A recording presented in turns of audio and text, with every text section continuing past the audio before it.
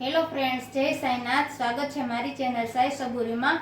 આજે આપણે બનાવશું કેરીના રસ સાથે મજા પડી જાય તેવી વાનગી. હેલો ફ્રેન્ડ્સ, જો મેં મગની દાળ લીધી છે. આ ફોતરા વગરની દાળ છે, મેં પલાયરી નથી અને પલાયરા વગરની જ આપણે આનું શાક બનાવવાનું છે. તો મેં પલાયરી નથી, ધોઈ લીધી છે 2 પાણીએ. તો આપણે તરત બનાવી હોય તો હું તમને આજે નવી રેસીપી મારી બતાવું. તો આપણે તેમાં જોશે લસણવાળી ચટણી છે, આદું છે ખમણેલું, ટમેટું છે, લીલું મરચું છે અને લીમડો છે. તો આપણે આ 1 વાટકી દાળ આપણે ધોઈતી, આ 1 વાટકી દાળ આપણે પાણી લેવાનું છે. તો ફ્રેન્ડ્સ, આપણે લસણવાળી ચટણી લીધી છે. આપણે આમાં મસાલા કરી લેશું. તો આપણે તેમાં હળદર લેશું, ધાણા જીરું પાવડર લેશું અને થોડું પાણી લેશું, જેથી આપણા મસાલા બરે નહીં. ઝાઝુ નથી લેવાનું, આપણે આ ઢીલું થાય ને તેટલું જ પાણી લેવાનું છે.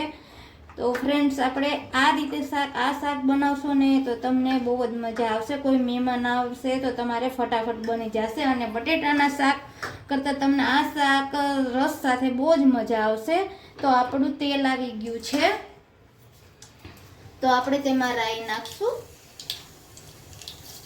અને જીરું લેશું અને હિંગ લેશું અને લીમડો, લીલું મરચું લેશું. આપણે ગેસની ફ્લેમ ધીમી જ રાખવાની છે. હવે બધું સતળાઈ ગયું છે.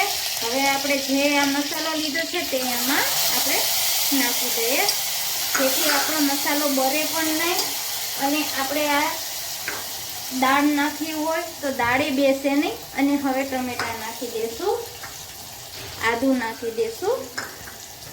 હવે આપણે થોડું સાતડી લેશું અને આ સતળા જઈ પછી આપણે દાળ નાખી દઈશું.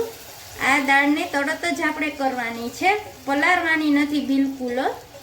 અને આ દાળ ફ્રેન્ડ્સ તમે બનાવશો ને તો તમારે ઝટ થઈ જશે અને વગર આયોજન વગર તમારે થઈ જશે. અને આપણે હવે આ જે દાળ લીધી હતી ને એ આ 1 જ વાટકી આપણે આમાં પાણી નાખવાનું છે, એટલે આપણી દાળ છૂટી અને સરસ થશે. અને આમાં ટમેટાનો ભાગે પણ હોય છે થોડોક, એટલે તેમાંય પણ પાણી હોય છે. અને હવે આપણે આમાં કુકર બંધ કરી દેશું અને થોડુંક સ્વાદ અનુસાર નિમક નાખશું આપણે.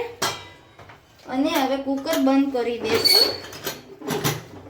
હવે આમાં 1 સીટી વાગી જાય પછી બીજી જરા ભરાય પછી આપણે બંધ કરી દેવાનું છે. આપણે ધીમી ફ્લેમે જ આનો સીટી વગાડવાની છે. તો ફ્રેન્ડ્સ, આપણે હવે જોઈ લઈએ કુકરમાં આપણી દાળ થઈ ગઈ છે. જો થઈ ગઈ ને આપણી છૂટી દાળ સરસ થઈ ગઈ છે. આમાં 1 સીટી જ લેવાની છે અને થોડી હવા ભરાય એટલે આપણે આને બંધ કરી દેવાનું છે. જો તમે વધારે સીટી વગાડશો ને ફ્રેન્ડ્સ તો તમારે લોંદો થઈ જાય, આટલી છૂટી દાળ નહીં થાય. તો ફ્રેન્ડ્સ, મારી દાળ કેવી લાગી તમે કોમેન્ટ કરજો અને એકવાર બનાવજો. અને મારો વિડીયો ગમે તો લાઈક કરજો, શેર કરજો, સબસ્ક્રાઈબ કરજો. મળીએ